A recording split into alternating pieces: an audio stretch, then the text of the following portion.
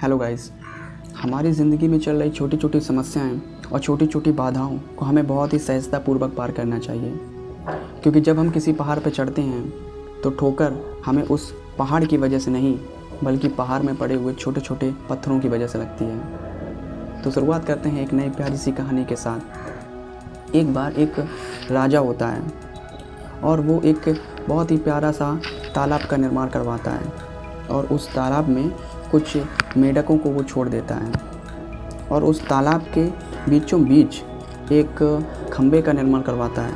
वो खंबा बहुत ही चिकना होता है। कुछ समय बाद जो उन मेंढकों का मुखिया होता है वो उसके दिमाग में एक तरकीब आती है और वो सभी मेंढकों को अपने पास बुलाता है और कहता है कि हम एक प्रतियोगिता का निर्माण करेंगे और उस प्रतियोगिता में जो भी मेंढक विजेता घोषित होगा उसको हम इस तालाब का मुखिया घोषित कर देंगे, अर्थात हम मेंढकों का मुखिया घोषित कर देंगे। तो उन सभी मेंढकों में ये बात इस बात की सहमति होती है और उस प्रतियोगिता के दिन का सुनिश्चित किया जाता है और आखिरकार वो प्रतियोगिता भरा दिन आ ही जाता है और जितने भी प्रतियोगी होते हैं वो उस खंबे के पास जाकर के खड़े हो जाते हैं और जो बचे हुए मेंढक होते हैं वो आसपास ऑडियंस के फॉर्म में खड़े होते हैं और उनको उत्साह देने के लिए वहाँ से चिल्लाते हैं।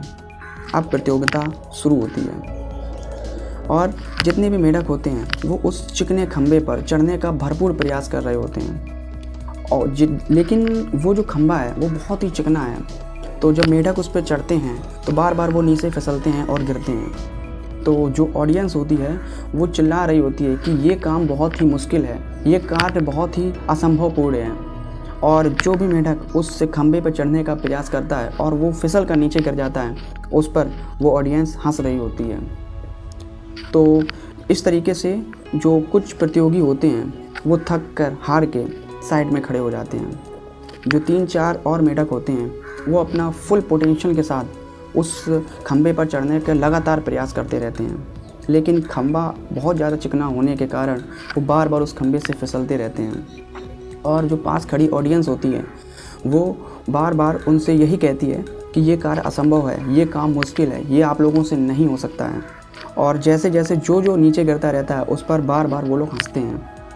तो अंततः जो वहाँ पे जितने भी वो 3-4 प्रतियोगी बचे होते हैं वो भी बाहर हो जाते हैं, वो भी हार जाते हैं और वो साइड में खड़े हो जाते हैं। लेकिन उन्हीं में एक छोटा सा मेंढक होता है जो लगातार उस खंबे पर चढ़ने का प्रयास करता रहता है और अंततः वो उस खंबे के टॉप लेवल तक पहुँच ही जाता है। ये देख करके जो पास खड़ी ऑडियंस और जो प्रतियोगी होते हैं वो बहुत ही आश्चर्यचकित हो जाते हैं कि ऐसा कैसे हो सकता है। और वो सब उसके पास जाकर के उसको घेर लेते हैं और उससे पूछते हैं कि ऐसा कैसे हो सकता है, तुमने इस असंभव कार्य को कैसे पूर्ण कर लिया। तो जो उन मेंढकों का मुखिया होता है वो उनके पास आता है और उनसे कहता है कि आप इस मेंढक से ये क्या पूछ रहे हैं, ये आपका उत्तर नहीं दे सकता है क्योंकि ये मेंढक बहरा है और आप लोगों की ये नेगेटिव बड़ी थॉट जो आप लोग इस बार बार कह रहे थे कि ये काम असंभव है, ये कार्य नहीं हो सकता है, ये इसको सुनाई ही नहीं दे रहा था और इसको सुनाई ना देने के कारण ये लगातार अपना उस प्रयास को करता गया और अंततः वो उस खंबे के टॉप लेवल तक पहुंच ही गया। तो दोस्तों, हमें इस बात से सीख मिलती है कि कई बार हम सपने तो देख लेते हैं लेकिन जब उन्हें हम पूरा करने के लिए बैठते हैं तो हमारे आसपास के जो नेगेटिव लोग होते हैं, जो उनकी बातें होती हैं, उनकी बातों को सुनकर हम अपना डिसीजन बार बार चेंज करते रहते हैं और लास्ट में होता क्या है कि हम कुछ भी नहीं कर पाते हैं अपनी लाइफ में।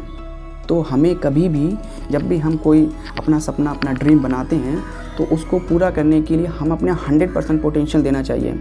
आसपास के लोगों को बातों को कभी नहीं सुनना चाहिए, वो क्या कहते हैं, उनका कैसा थॉट है, कैसे नेगेटिव पर्सन है वो। हमें कुछ ही अपना कांटेक्ट ऐसे लोगों से बनाना चाहिए जो कि पॉजिटिव होते हैं, सिर्फ पॉजिटिव बातें करते हैं, हमें मोटिवेट करते हैं। तो दोस्तों, हमें इससे यही सीख मिलती है।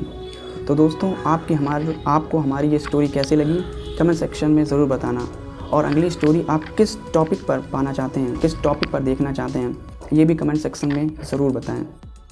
तो अलविदा लेते हैं हम इसी वीडियो के साथ और मिलते हैं नेक्स्ट वीडियो में। तब तक के लिए बाय बाय। और हाँ, पूरा वीडियो देखने के लिए आपका तहे दिल से थैंक यू।